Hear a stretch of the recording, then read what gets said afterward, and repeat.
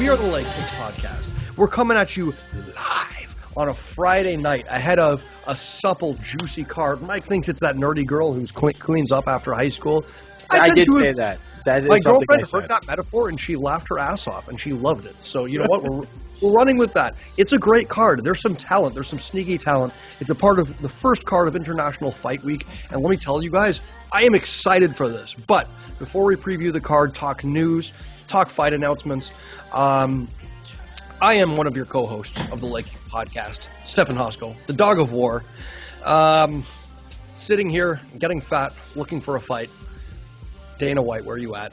To my left is my co-host, David Agbaire. He's covered in yellow from top to bottom. You know what? You should really say his name right once. Please. No, never. Don't ever do it. That makes it funnier. I don't know what's going on with his light scheme, but he looks like he was ripped out of a cyberpunk video game. I always say what it is David's being held hostage, and we need to send a ransom for him. Please send and they just keep messing with the lights to mess with me? Yeah, I see it. Please send the amount of $15 American. We have been held here by the superior government of Saudi Arabia. They will once again rise and conquer the decadent West. The decadent West. So if you could kindly send us $15 American, we will not behead David Agbaire. And then to my right, Michael Asiffo, a man who recently took the time to invest in proper recording and audio equipment, but couldn't take the time to clean up his mess of a room. Dude, I thought African parents were supposed to beat you when you don't clean your room. You know I'm a grown-ass man, right? Not in your mom's eyes. Not in your mom's eyes, you're not. To her, you'll always be her little baby. I'm half expecting her be my baby. I half expect her to kick in the door any second with a rug beater like, Michael, I have warned you one too many times. Clean up your room. Do not drink beer. I don't know when my mom turned Indian all of a sudden. But Do not drink beer in your room. It is time for me to beat you. It is time. You did not eat your sorghum. Okay, Michael. You did not eat your jollof rice and fufu. Hey, you know what? I had some Banku the other day, actually, though. Oh, so good. But anyway, you Banku? It's basically a different version of fufu, although it's made differently and it's not the same material. Fufu is like a dumpling. Ooh, it's like I've heard every dumpling and culture, sauce. culinary-wise, has their dumplings. By the way, Mike, real chilly inside. You definitely had to wear that hat. I just came from outside. I didn't even have time. I had to do a meeting. You didn't have time for that? Listen. I got hair, by the way, guys. Ooh, looking fresh. Oh, that's why he's wearing the hat. It's sharp. It's sharp. He doesn't want the light to hit it and then reflect off it. It's gonna mess with the cameras. I get it. Yeah. Honestly, as time goes on, Mike looks more like Hannibal Buress and less like Joseph Kony. I gotta say. That's so funny. Maybe. He looks like one of those pictures you would see in the barbershop, honestly. Honestly, Totally. though, the hat kind of messed up the haircut a little bit. It's not as fresh as it Hey, yo, why do you have Mike. side parting, man? This isn't the 80s. I Anyway, like the side parting. You guys talk about black eye hair. I'm just gonna you know get some why stuff it on my is? camera. Because I kept watching some Sugar Ray Robinson highlights, and he kept doing the side part, and I was like, I like the side part. I like the side part. So Are you gonna keep? That's my thing. Are you gonna keep the parting with the afro? I've thought about it, but nah, it's just too much at that point. Oh man. There was a period where, so I could grow my hair if I really want to. If you give me about half great. a year. Good news, Mike. So, what's going on with Mike? Hilarious. I just want to say one more thing. Mike looks like a mid-90s R&B singer. Yeah. What must I say? Yeah. Must I do? But one of those ones that was originally a gospel singer. Eyes, I love it when you podcast with the baby. Your lips, the smile. Love it when you look at me, baby. Could you believe that he was responsible for calling a hit on 50 Cent? Could you believe that? That's okay, we're moving on. We're moving on. 50 Cent wrote. Wait, just for reference, 50 Cent wrote in his book that Ja Rule was an absolute studio gangster and didn't want that smoke when they were together. He'd kind of cower away and stuff. But that's yes and no. Anyways. Okay. Anyways, so we're not a rap podcast. Where the hell is Jeremy, by the way? Jeremy's been swamped with homework and stuff. It's been tough for him to do anything. Oh, wait a minute. I think I've got Jeremy right here. So, by the way, that 1,000 subscribers and they fight thing is still a thing, by the way, guys. So let's make it. Why? I thought we were doing 1,000 subs and you call your ex on air. Jeez. Okay. Oh, we can do that too. Anyways, we're giving you fireworks over here, people. So before we get started, for the special Friday edition of the Leg Kick podcast, subscribe, tell a friend about it, because, we're not going to do this for free forever. And if we have to come turn you upside down and shake your pockets for spare change to keep this thing going, we'll do that. We'll do it. Even if you do like, share, and subscribe, I will turn you upside down and shake you down for change. So don't worry. It's a shakedown. It's a shakedown, like Akon. So, with that being said, David's so disgusted. I'm confused. David doesn't appreciate my Akon references.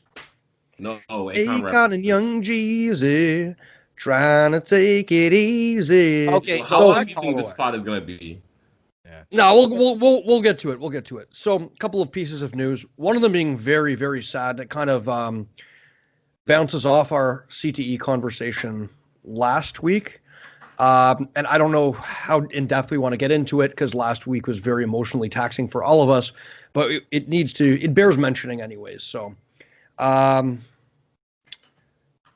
just a couple of quick fight announcements. We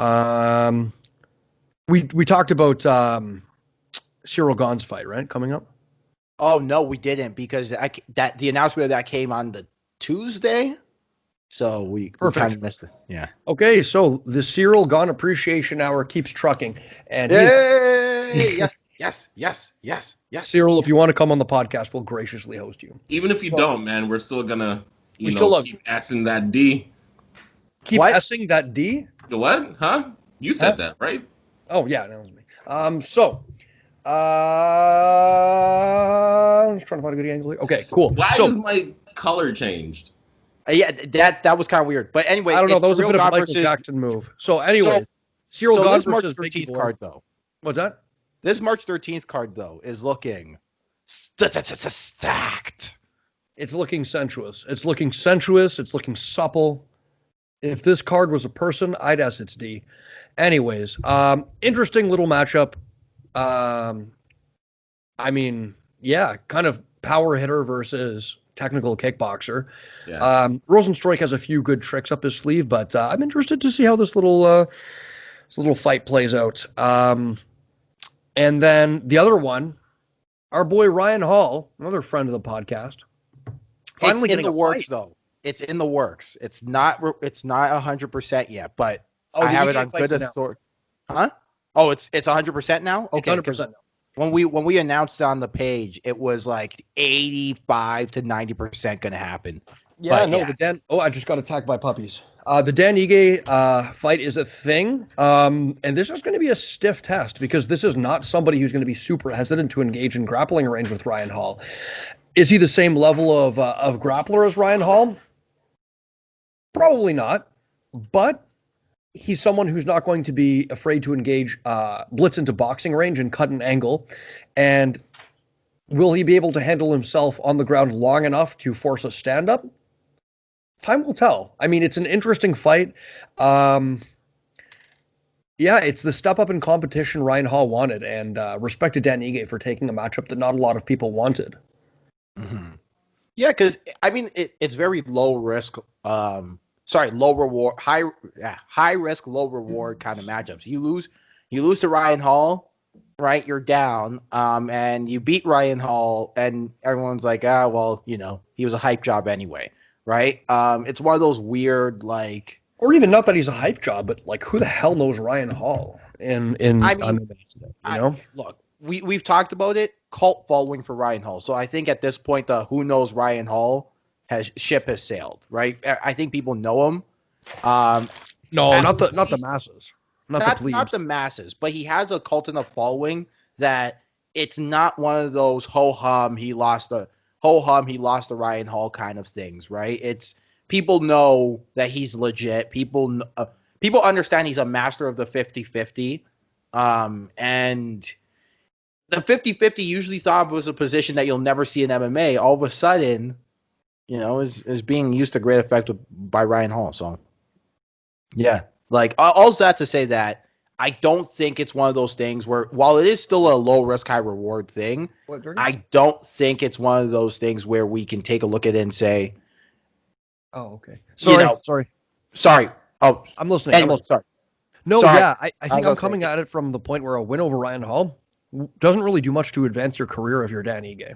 But a win over Dan Ige does a lot for Ryan Hall. Wait, why wouldn't it do a lot to advance his career?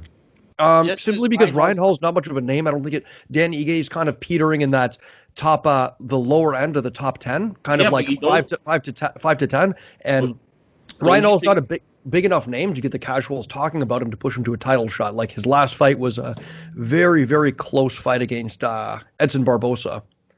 And Brian Hall? No, Ige. I'm saying it doesn't do a lot for Ige, but it does a lot for Hall.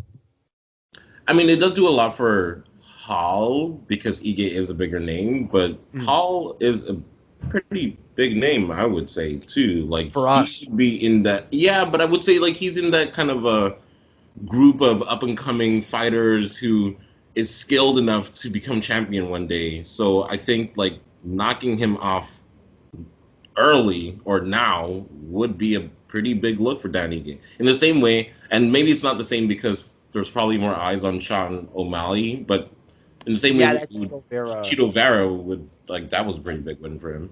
You might be right. Mean, the thing about it is, from a ranking perspective, I see where Stefano's saying, but the thing is that I think we all know is that, what am I trying to say here? Ryan Hall's name, it's not small. People know who he is. People watch his stuff. People look at his Flow Wrestling tapes. He is a guy who's legit. So I don't necessarily think it's one of those things where, while I still agree, it is a very low reward move for Dan Ige from a rankings perspective. I don't necessarily think from a name perspective, it's such a huge deal if he were to lose, People would know, like, hey, like, this is a tough matchup.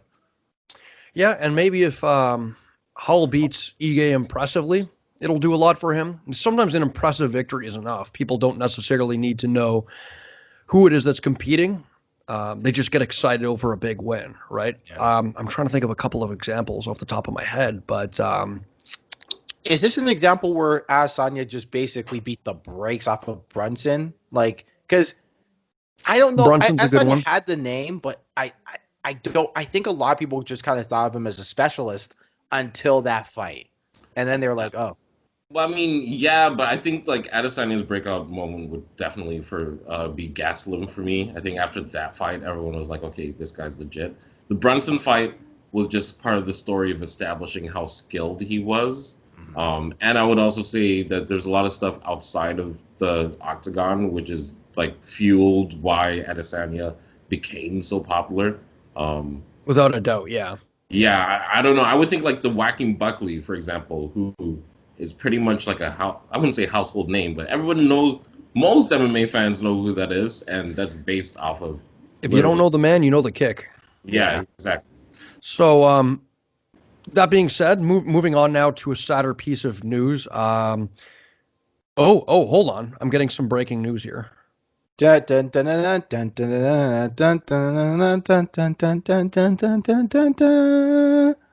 breaking news theme, by the way. That's a breaking news song.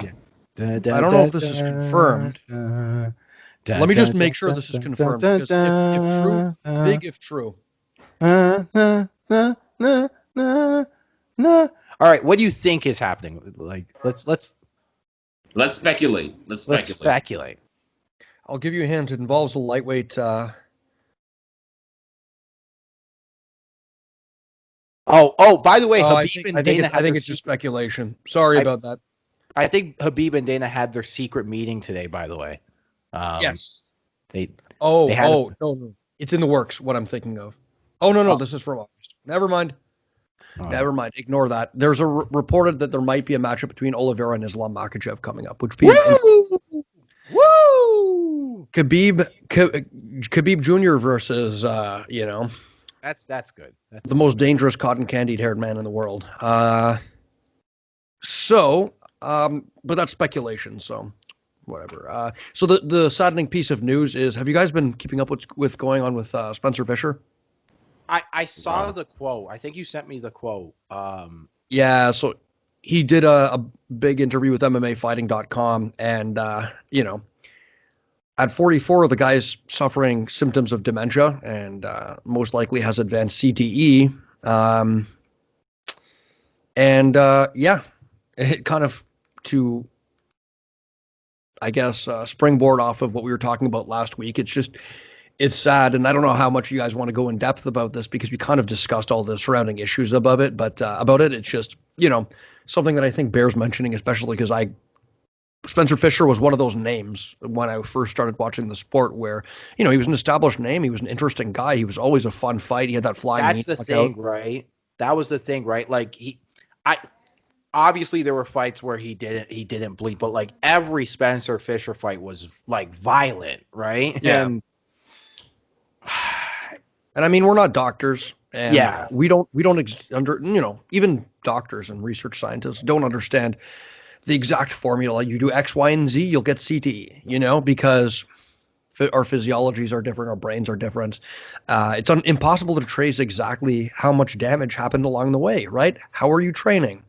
How much damage did your fights have impact on? Like it's up in the air. But like we were saying last time, there's no amount of getting punched in the head that's good for you, and it's dangerous, and it's it's one of those moments where as a fight fan and as a fighter, you really look inward and you're like, God, Yeah, no, it always, when you hear stories like this, especially in MMA, it just scares you, especially when you are competing, like myself and Stefano. It's one of those very jarring experiences that always kind of scares me because I've always kind of said, if it's me, who cares? If it's me, it's who cares? And then you hear stories like Irwin Rivera where he's harming his kin. And, I mean, I don't want to, we have a preview to get to, but. Allegedly? Huh? Allegedly? No, it happened. Oh, it happened. Well, the Irwin Rivera, David wasn't here for that. Yeah. Yeah, David, essentially what happened is this current UFC fighter had a bit of a psychotic break and thought God was communicating with him and told him to stab his two sisters. So he did. Like, what's that guy's name? War Machine? I wouldn't compare it to War Machine. No, more recent. Literally fought recently. I don't know why. Tony Ferguson. No, because Tony Ferguson didn't actually put his hands on anyone. Yeah, he didn't put his hands, but he did have a psychotic break as well. That's what I did mention. Tony, and Tony has a history of schizophrenia, I believe, or one of these mental illnesses that cause delusions. And essentially, he was just like thought they were being followed and recorded and spied on, and was like digging through the walls in his house. So I just want to make that very, very clear because accusations. I don't want to like A to B it, but it does. But it's one of those examples though that you do point to where you're like, I don't know what the words are, but it scares you. It's scary. It's scary. Yeah, it's I'm jarring. pretty sure there's actually a few studies that show, if I'm not mistaken, and that show that people in MMA or MMA fighters in general have a higher likelihood of like domestic violence than a lot of other sports. Yeah. Football as well is up there as well. Yeah, it's not like and it might just be because of like the physical nature of the sport. Also, it might be the personalities attracted to the sport as well. Well, I think it might be that, but also brain trauma causes you to decreased inhibitions, impulse control, increased anger, and more prone to unprovoked violence. Like it's just, unfortunately, it's the case. Like those factors definitely play a role as well, but there's no denying the role that brain trauma has on impulsivity, and it's an important conversation. And like I said last week, I really hope that instead of like the NFL did, attempting to cover it up, I really hope that combat sports become a leader in this because they have a responsibility to the health of their athletes, and maybe invest some money and awareness into brain trauma research, because there's things that we know that can help, like microdosing psilocybin, like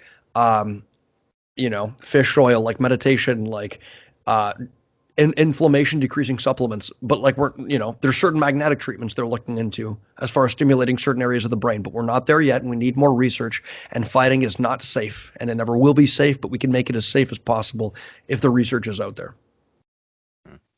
Totally agree. Also, pay the fighters.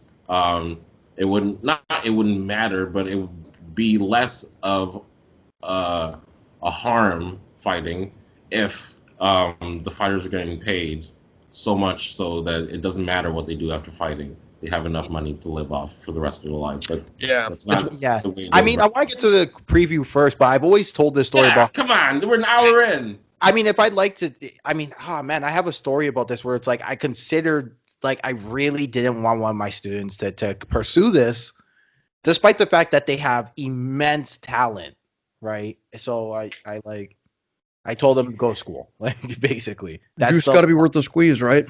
That's the short story of it. So I think that relates to it, right? Maybe I'll tell a longer version of that story on one of these episodes, but yeah. Yeah, absolutely.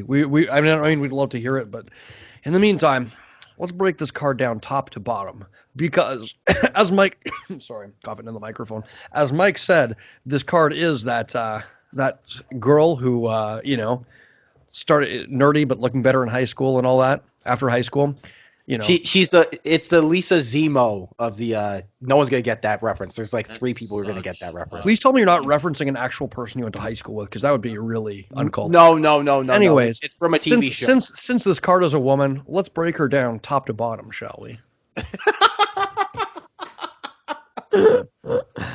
So, anyways, 20-something minutes in, and we're doing that. Okay, but anyway, go ahead, bro. Yeah, at least we haven't said the N-word yet.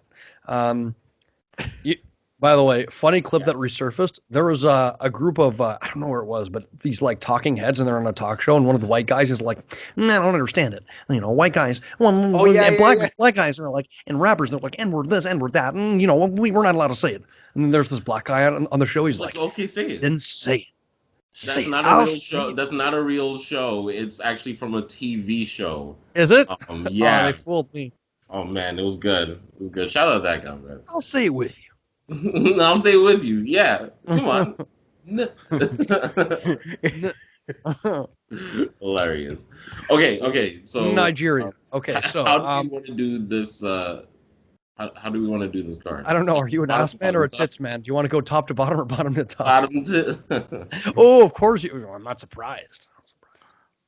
Hey, what's that supposed to mean? No, we just had a conversation about. No, I'm kidding. Let's do top bottom. Can we break down this card? All right. Let's break down. So, Kattar. We'll go top to bottom. Max Holloway versus Calvin Kattar. Surprisingly, Max Holloway an underdog here. I got some money on him. I mean, I'm just gonna give my quick take on this. I think that, and I've been saying this all week. Both guys with not similar skill sets, but certain weapons that they both favor. Both very good at straight hitting. Max uses his jab a little more as an accumulative weapon. Calvin Kattar gotten to bait out strikes and come back with counter combinations. Calvin Kattar, massive hitter, more very very precise, much more of a sniper. Great with counter elbows. Does most of his work with his hands. I see Max being the more adaptable fighter here, based on his past performances. That's the thing, right? Because rounds 1 and 2, I think this thing is as close as razor close, right? Like razor thin. But I think as the fight goes on, Max has shown that he gets better. I compare his style to an avalanche, and I think if he can put a pace on Calvin Kattar, I don't know about those third, fourth, and fifth rounds, right? And it just depends on, can Calvin Kattar keep him at bay in the first 2 rounds to sustain himself over a course of 5, right? And Kattar's shown to have good cardio. The problem is when people hit that hard, when they miss, it takes a lot out of their gas tank. And Max is going to be attempting to make him miss.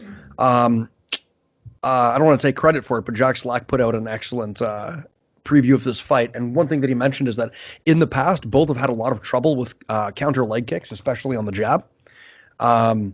In Moicano versus Moicano and what's his name, Zabit for Kattar, and versus Volkanovski, obviously, for Holloway. Holloway in the second fight seemed to adapt to that very well, fighting out of that taller stance, using more weapons to enter in than the jab, like, using the check, making and forcing Volkanovski to come to him, heading off the cage. Who knows? Max Holloway just has so many tools in his arsenal. I don't know what he's going to do in this matchup. Is he going to be more kick heavy? Is he going to try and jab with Kattar? Is he going to try and make Kattar come to him? There's so many different ways I could see him addressing this fight. He could fight southpaw and check the lead hand and make sure the jab's a non-issue. One of the things I've been seeing is that Calvin Kattar has been working on his teep, which I think you can go do against a guy like Max because Max isn't really going to take you down like that, or at least you're not expecting it. And I don't think it's that teep's hard to get taken down off of in general. You got to time that. Yeah, you got to time that, right? It's a jamming weapon. It is a jamming weapon, and I think that's the thing, right? If Calvin Kattar is working that at teep, I think the plan is they want to sustain. They want to be able to sustain to keep Max at bay from hitting, because Max is really good at these long stringing combinations with his hands, right? These bouncing in and out of range, yeah, and that wide stance. Exactly, right. And what Calvin Kattar's probably want to do is limit it to 2 to 3 hit combos max, right? He wants to limit it to 2 to 3, and he wants to win them. And of course, because that's kind of the way you want to approach Max, right? And so if that rear teep can absolutely be a great weapon, right? You know what's another dynamic of this fight I see potentially playing out? Max is a really good body hitter. And if you're trying to overwhelm someone and put pressure on them and wear on them, hitting the body, always a good choice. In order to get into that range, though, you've got to put yourself at risk of, I thought David was saying elbow, but he was actually just coughing. You got to, if you're not careful, you're putting yourself at risk for those elbows. And with Kattar, we've seen him crack some chins that's, we thought otherwise were not unbreakable, but he's cracked some very hard chins with specifically his elbows. Jeremy Stevens. By the way, I'm going to change my vote for Nakahira to Jeremy Stevens for Calvin Kattar versus Jeremy Stevens. That was a great one. But yeah, so hitting the body, if you're not careful, does put you at range for those elbow strikes. So that could be another dynamic playing out in this fight. We'll have to see. Yeah. What the hell was that? That was the worst looking elbow strike I've seen. No, that was my I was like, wait, what are you doing? My hatchet elbow. Karate chop? No, that's my hatchet elbow. Jeez. Well, you're a hatchet. Who does that? You know who does that, by the way? One friend of the show, Wonder Girl. She's like famous for the hatchet elbows. Oh, yes, shout out Wonder Girl. Wonder Girl, are her and David having a little thing? Find out after the show. He will never come on the show again after that. What's it called? Yeah, no. The thing I'm going to be watching for in this fight is the boxing. Both of them are really good boxers. I like the way boxes. It's not as technically Sorry, sound. Can you hear that? I picked up on it. That's my dog knocking over his bowl for no good reason other than that he's an asshole and wants attention. Oh. He's like, oh, this is empty? Bang! Sorry, go on. Hilarious. Yeah, so, I think they're both good boxers, like Holloway and Kattar. I'm not sure Holloway, is as technically proficient or whatever in terms of, in tight spaces. So, I don't know. Who's taller? Is Holloway still, taller than Kattar? I think it's comparable. Holloway always going to have the reach disadvantage because he's got short-ass arms. But you're right about that. Good boxers, but they make very good boxers, and they make use of their boxing differently. Yeah. Same weapons, but in a different way. But, I think they're around the same height. Kattar's a pretty tall. I don't know, because that might affect, whether there's, teeping or any kicking. I expect it to be more almost not like a boxing match, but more like a tactical MMA boxing match as opposed to lots of wrestling and switching positions and all that. I don't expect to see many shots either, to be honest with you. I expect this to largely play out on the feet. You never know. Interesting though, Calvin Kattar does have the wrestling in his back pocket. A lot of people forget. Isn't that the MMA just go-tos. Like, oh, don't forget, he's a D1 wrestler, even though like a guy has never once wrestled in. Dude, like, you Gaethje comes to mind. Yeah. Like All-American. He just might shoot. He just might. All-American wrestler. That should be one takedown attempt in MMA. That's his tag. That's Tony his Ferguson. I feel like we're picking on Tony Ferguson in this pod, but the same thing for Tony Ferguson. Although like he does wrestle, but not like he's not gonna shoot like that. No, he doesn't really wrestle. He goes for Imanari rolls and snapdowns. I guess snapdown counts as wrestling. And he loves his Granby rolls. So for Justin Gaethje though, I do think his tagline should be Justin Gaethje. He just might shoot. That's political, and I don't know why, but yeah. Frankie Edgar's another one too. Like Frankie Edgar hasn't wrestled since like. That's not true. Come on, that's not true at all. Frankie Edgar. Man. Wait, hold on, Mike. Hold on. Mike took this a bridge too far. Frankie Edgar wrestles all the time. In fact, his game doesn't work very well unless you can both strike and wrestle. Actually, you know what? Yeah, I take that back. He takes reactive shots off of his opponent's combinations. He's got that beautiful. He'll throw that jab to the shoulder and post off and throw a knee tap or an ankle pick. Mike, take a few seconds, read your notes, go clean your room, and we'll come back here when you're ready to talk serious. Amen. Clean your room, Mike. Like Jordan, saying is like Jordan Peterson, who I'm not a big fan of, by the way, once said, "Clean your room, Bucko." All right.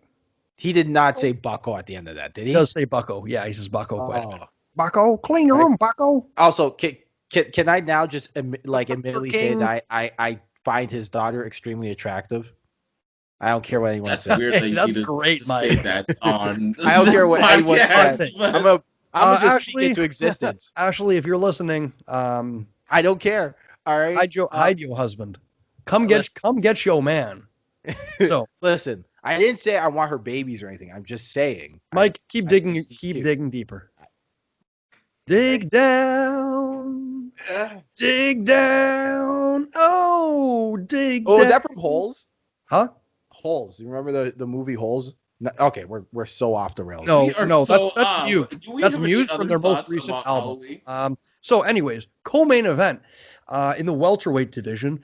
And my God, if I didn't forget that these two guys were fighting, or wanted to forget that they were fighting. How dare you? I know it's, How dare I what? Fan out a little bit for Matt Brown because I love Matt Brown too. He should not be fighting though. He should not be fighting. So he's on a 2-1 right now. He's 2-1, I believe, and in his last 3. Let me take a look. Well, so hold on. Let me just recite his record. So his last one was that KO lost to Miguel Baeza, and to be fair, he was having his moments in that fight.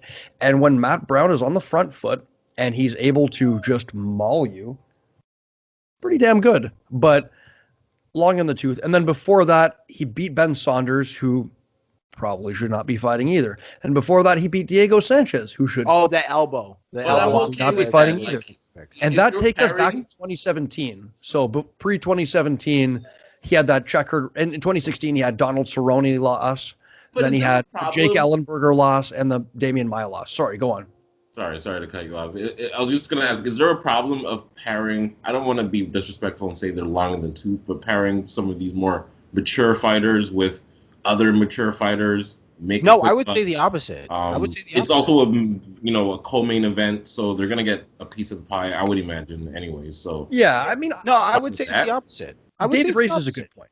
Yeah. No, look, don't put him against someone hungry who wants it. Like, put him up against someone who is also a legend and all right and a little older, and just have a nostalgia fight. I don't know if it's a co-main. I wouldn't put it as a co-main, but fight night co-main. Yeah, a good point. It's a fight. Listen, but my problem though with this fight is the reason why. Sorry, but my problem with this fight and the reason why this fight really hurts like my soul is because Dana White says he's going to do 60 cuts. Dana has already cut. What was it like? John Dodson from and Jussier Formiga and and other guys. Yoel Romero. Yeah, the loser of this matchup is going to be next, right? Like 100%. And look, David, I'm with you, man. Like, if I don't want to see people who have clearly taken a lot of brain trauma keep fighting, as they are long in the tooth. Now, it's a free country, and both of them are going to fight. And if they are going to fight, this is the kind of matchup I want to see. Exactly. Like, I don't want to see Matt Brown versus Miguel Baeza. I'm sorry. I don't want to see a young prospect make their name off of murdering a dinosaur. I don't have taste for that. Now, while I don't want to see these two fight, I will be interested and excited for this matchup. Absolutely. I don't know about excited. I will definitely be interested, but yeah.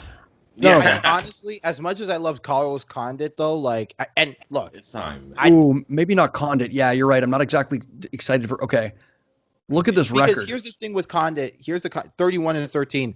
Believe it or not, Matt Brown's 22-17, which is interesting because he did have a period where he was on fire. Listen to this. So we're going back to 2015 here, right? With when he won that knockout against Thiago Alves with that elbow. So that was 2015. 2016, submitted by Damian Maia, lost a decision to Robbie Lawler. 2017, lost to Neil Magny. 2018, lost by submission to Michael Chiesa and then submission to Alex Oliveira. 2020, finally wins a decision against Court McGee. And then Matt Brown versus Carlos Condit. So in a world where the UFC is cutting John Fitch and Jake Shields, that's my problem. And Yoel Romero, what the heck is this guy still doing in the UFC? No disrespect. I loved him. I loved Carlos Condit. We know what it is.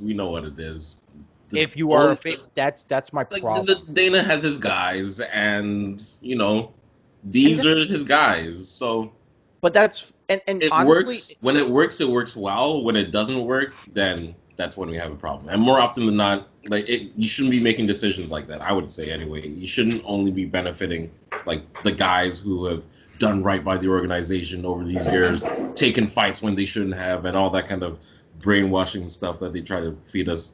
Like, it should be the guys who are there based on merit. Exactly. We don't want that deferential treatment. We want to be treated like a sport, for God's sakes. Or else the most exciting guys are always going to get the nod, and then guys who are still very talented but might not have the fireworks and glitz of some of the other fighters are going to get cut. We've seen it time and time again. We're already seeing that. Right? But it's true. But, I mean, how do you think these guys, to speak about the matchup, how do you think these skill sets match up against each other? Because to be honest with me, Carlos Condit's going to win this one, to be honest with you. Do you? I disagree because, I don't know. For me, Carlos Condit against Court McGee, he really did some new things, right? Which means he's still at least he's attempting to evolve. So because of that, I haven't really, sorry, go ahead. No, I was going to say, because of that, I don't necessarily think that Matt Brown's been doing the same. Matt Brown's still kind of that pressure fighter, forward foot, good, back foot, bad kind of fighter. Now, I do think when it goes to the ground, I do think Matt Brown's suspect on the ground. Matt Brown. Sorry. Carlos Condit's suspect on the ground. Wait, what? Yeah. Carlos Condit's got a phenomenal guard. I was gonna say, have you seen his last couple of fights? Yeah, he's looked suspect everywhere though. He frankly hasn't looked that good. I mean, he was kind of gifted Court McGee, he's got some legitimate skills, but the man has pillows in his hands. It's a fight that was very, very low risk for Carlos Condit. I feel like what's made the essence of Carlos Condit isn't there. He's not dangerous for me anymore, and I think. Yeah. Matt Brown is willing to take this fight to certain areas where Condit, frankly hasn't shown. He's not been willing to take it to the ground. He's not been willing to, because he's not good on the ground no more. Like, that's what Well, I think I can see Matt Brown putting pressure on Condit, beating him up in the clinch, and Matt Brown is a phenomenal wrestler. He's got phenomenal sweeps from the tie clinch. I probably see Matt Brown winning this by TKO on top. You should have said that on top. I love Matt Brown, man. I'm a big fan. But yeah, I don't know. It depends. It really depends on how the fight goes. If it goes to the ground, I actually don't know how good Matt Brown does against Carlos Condit, honestly. But if it stays standing, I agree. Like, the pressure of Matt Brown might be, he seems to be good at still pressuring fighters. But then that's also kind of his, with all due respect, Achilles' heel, because he doesn't quite have the same chin as he once did. So, it could go So for a bit of a comparison on the ground skills, recently, Matt Brown, even though they have very, very different guards, fought Ben Saunders, who's somebody who's a little bit long in the tooth himself and has a very active, aggressive guard, plays a lot more rubber guard. I was going to say he's a lot more rubber guard than Carlos Condit. Condit tends to be a lot more closed guard, control the wrist, throw up a triangle, control the wrist, spin for an armbar.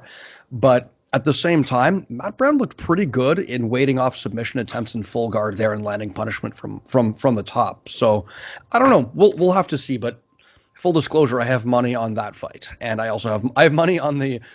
I actually have money on the 4 top fights of the card. You better pick Santiago Ponzinibbio, or else you're going to lose a lot of cash, dude. He's an underdog somehow. How? And I'll tell you why. Mike, do you know why he was off? Oh yeah, he had a lot of health scares. Dude, he had a blood infection where he nearly died. Yeah. Do you guys want to talk about that fight next, or do you? Let's do it. Yeah. Mike. I mean, Santiago Ponzinibbio is Mike's favorite fighter who's not black. So let's hear it. Actually, no, it's Wonder Boy Thompson. But anyway. You guys know it's true though. Go on. It is true. It's guy more has a little bit. Guy has a little bit of Wonder melanin. Boy. Come on. Any fighter with a little melanin. He's the best fighter ever. He shouldn't. He deserves a title shot. Mike just says Wonder Boy because of the Taekwondo stance. If he didn't do that, he wouldn't care at all. Sorry, it's karate stance, by the way. My bad. Michael my bad. Okay, yeah, he's a karate guy, but Mike just interprets it as Taekwondo. My bad. Mike's like Mike Jackson deserves a title shot. Did you see the way he beat up CM Punk? Come on, give it all to him now. No, bring back Houston Alexander. Look, I think if Santiago Ponzinibbio is healthy and the blood infection is. It wasn't even just a blood infection. He had blood clots too, apparently, and it was bad. It was bad. But if he's healthy and he's been training regularly, guys, there is no escape for this cat he's facing. No escape, because Ponzinibbio can take it to the ground. Ponzinibbio can knock this guy out. He's a black belt BJ, yeah. Yeah, right? Ponzinibbio, look, he opened up Neil Magny with a jab. At welterweight. Who does that? You know what I'm saying? Come on, right? And that Gunnar Nelson fight, he make Gunnar Nelson look very average. Yeah. So if I really thought he was on the way to becoming at the very least number 1 contender before all this happened. So if he's healthy, right? It's a big if, but if he's healthy, guys, this is not a conversation. This kid. Yeah, Li Jingliang, a fun fighter in his own right. That sidekick he landed in his last fight. Ooh, sidekick knockout. I'm a fan. But I tend to see Ponzinibbio as a little bit more technical on the feet, a little bit more measured. And I tend to see him getting the win in this regard. More avenues to win the fight. Yeah. No, look. And here's the thing. I think Li Jingliang is going to be. Look, I think he's one of those fighters that we talked about, the fun fighters. He can definitely be a Dana guy down the line. But especially because he's Chinese and they're trying very hard to corner the Chinese market. They're trying their darndest. Yeah. But see, he's fun. He's a fun fighter. He's fun. He produces clearly some great knockouts, and I think regardless of what happens, both of these guys are going to be staples in the division going forward. Absolutely. Well, see, this is the thing that I hate about MMA fans. Remember when a lot of MMA fans, right, were on that NBA and China wave? Remember? Right? We have a couple in the group who are like that, right? Yeah, it's look at your own sport or our sport and how hard we try to get, Chinese influence in that sport, in our sport. And that's why I was like, you guys are such hypocrites. Mind you, I definitely don't mind in calling out businesses for, kowtowing to the Chinese government. I'm not a big fan of that. I know, but what I'm saying is the UFC isn't exactly not doing that. So come on, guys, let's be. Oh yeah, and fair enough. And I mean, also, with the whole Emirati government, like where is Fight Island? What kind of business are they doing over there with the UAE, who has a terrible human rights record as well? So, yeah, man. It was just, to me, it was just one of those things where it's like you guys are being hypocrites only because they're supporting a thing that you don't support. So, yeah. Anyway, that's my indulgence into, finger wagging the MMA community. Finger wagging. Geez, Mike, I didn't know you were into that kind of thing. So, anyways, next we have an interesting matchup in that you'd think I'd be a big fan of Alessio Di Chirico, based that he's Italian. Di Chirico. And you think I'd know who he was and remember his fights, but I gotta be honest with you. And he's born in Rome too. He's one of my paisans. Like he's from the same city that my family's from. Paisano. Lui un paisano. You think I'd know him, but you know what? I do not remember a damn thing about this guy. Ashbet. I've seen the name, but Let me help you. Ashbets. Mike using some Woodbridge slang. Yeah, Alessio Di Chirico, let's see. Lost his that Zach Cummings fight. That's right. I remember him from that. He had a fun little banger with Zach Cummings last year. That was a good fight. Zach Cummings never in a boring fight. Lost to Kevin Holland before that. Lost to Mahmoud Muradov, who's a phenomenal talent. We need to see more of him, by the way. 100%. And then Ultimate Fighter finale beat Julian Marquez in 2018. Geez, so the guy's on a bit of a losing streak right now. 3-fight losing streak? One. Yeah, it's crazy to say because he's what, like 12-5 or something like that, or what's his record? 12-5, I believe. 12-5. He came into UFC undefeated at 9-0, which is, it's weird because we got a lot of Canadian talents who are undefeated who are killing it right now. And, they're making 5-5. They got to work second jobs or they got to take, other opportunities here and there. And you're saying to Dana, why don't you sign this guy? Well, here's why, right? You want these guys to what's the word? Ferment a little bit, get better in the regional scene, right? And Alessio Di Chirico is basically a middling fighter in the UFC. He's a fun fighter, but a middling fighter, right? Middling fighter. Yeah, and it does this seem like a squash match to you guys? I mean, yeah, but the thing about Joaquin Buckley to Alessio Di Chirico is the Chirico squash match. Di Chirico. Sorry, what do you mean squash match? That like setting up Joaquin Buckley to get another highlight. Yeah, for sure. Right. But the thing about it is that Alessio Di Chirico can scrap though, right? Like it's not like he's bad. So no, he can fight his ass off. Yeah. But listen, Alessio, I'm rooting for you. Okay, Italy's behind you. I have money against you, but I'm rooting for you. And yeah, man. Let's show them that gladiator spirit. Let's show them that Roman centurion spirit. Okay. With that being said, though, Joaquin Buckley, we're not talking about him enough. Obviously, the kick. Everyone knows about the kick. And then his last fight. Yeah, Sorry, go on. And I'm saying this guy, power puncher. Really but he's a very unconventional power puncher in the sense that he strings it together, right? He gets in your face and throws 3-4 at a time, and he's got fast hands. So he's not like this. He's not like a Tyron Woodley style power puncher where it's like one hitter quitter, where he's like looking for that big shot. He's got power in both hands, and he's not afraid to let him fly. So. And you know what? Before that Impa Kasanganay finish happened, that fight was fun. That was a war before that knockout happened. For sure. I was going to say that I'm the only, I wouldn't say mark, because I definitely follow him on Instagram and I'm definitely a fan. The only thing I would say is that, that Kevin Holland fight still lives in my memory, man. Dude, and he just looked a level, Kevin Holland looked a level above. And that's harsh because I'm pretty sure that was Joaquin's first fight in the UFC. So maybe it's tough to judge him on that or something like that. But I just think let's take a look. I think the problem with that Kevin Holland fight though was that Joaquin Buckley is 5'10", a 5'10" middleweight.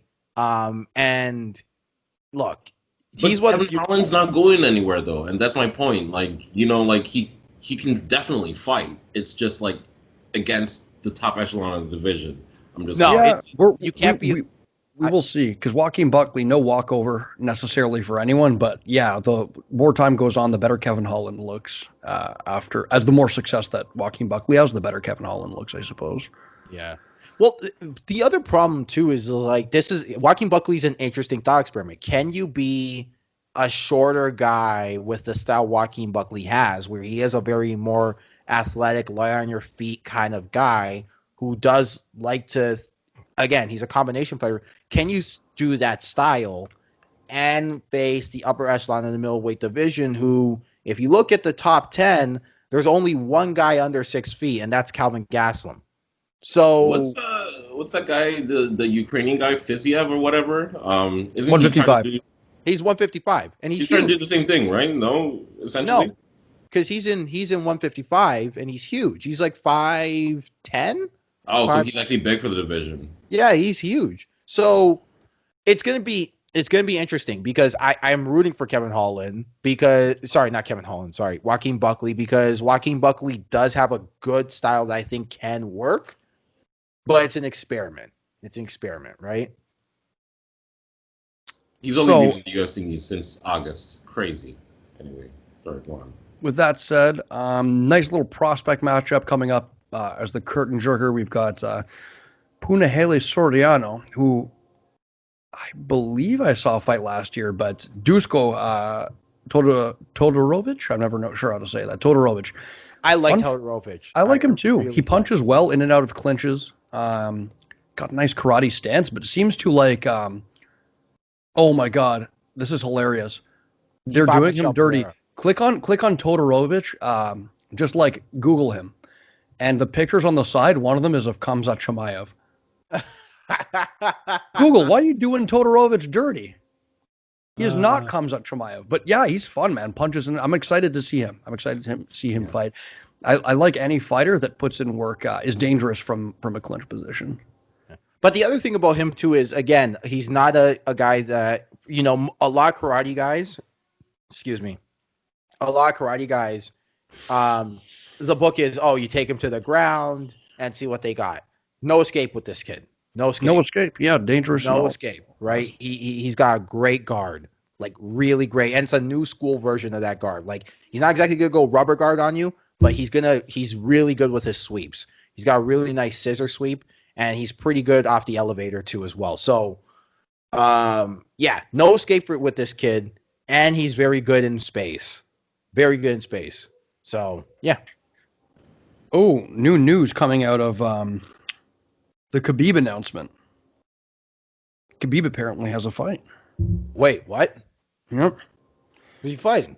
It says here Khabib is signed to fight again. He said, I didn't want to do this. I promised my mother I wouldn't fight. But I will rise to the occasion for this one challenge. And this one challenge only, and then retire. Oh, so we know who it is.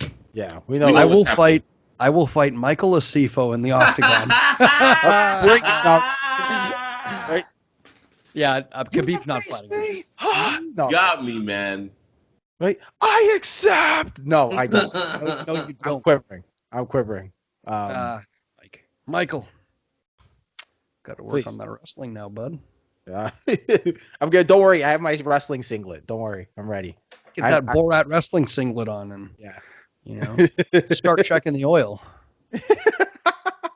David doesn't know what checking the oil is. He's like, yes, oil changes are very important. Hilarious. But I am familiar. Hilarious. Shouts out to Jiffy Lube, man. Okay, so anyways. Hold on. But Sunday, I was going to say, for Sunday's podcast, we're going to talk about that GSP interview on Tim and Sid. So it's looking a lot more. What happened there? I don't know anything about Basically, GSP said he'll think about it.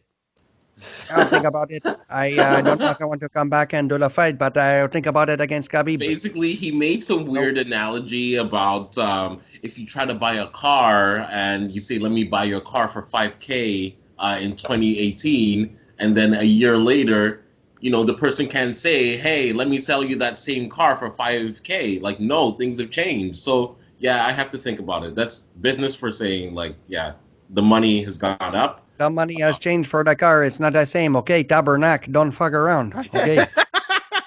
Hilarious. Yeah, no, for sure. You go to the dealership, you say, I'll give you $5,000 and one Molson Export beer, Tabernacle, and they say no. They're going to do it, and they're going to do it. Listen, it's going to happen. Export as a form of payment. It's going to happen, and I've said this. Do not call. Do not text. Do not ask me to do anything other than watch this fight when it happens. It's not we will, honestly, if it happens, we'll all sit here in a promise circle with a pentagram drawn on the floor, picture of GSP in the center, chanting his name, hoping that our Canadian boy gets victory. Because I still get childlike Christmas jitters when GSP fights. I also get terrified as hell because GSP for me is like, I don't know, man. He's my idol. What can I say? He's the reason I'm doing this. Get a grip is what I have to say. Yeah, calm down. Calm down. David, don't you have some kind of like feminist lit professor that like when she like writes her feminist slam free bleeding poetry, you get the same kind of excitement? Don't you have something like that you can relate it to? No, is that not okay? Anyways. So we were the Leg Kick Podcast, ladies and gentlemen, and we're happy to preview the fights for you today. But like, subscribe, comment, send us your money. We are the Nigerian prince, out of work, stranded in the Democratic Republic of the Congo, and we need that $300 to get home. And that home, ladies and gentlemen, is in your ears. Thank you. Wait, what? That was a long meandering road, and I have no idea where we ended up. But thank you. So let's hand it off to Hannibal Buress for our closing statements. You know what? I'm not even gonna do the thing today. It's 2021. We're gonna do something different. Okay, shut up, Mike. In this crazy messed up world, you have three things. You have lazy employees like Mike refusing to do their job. You have feminist free bleeders like David Agbaire. And you have Jeremy. Where is Jeremy? Oh, he's right here. Anyways, guys, have a good night.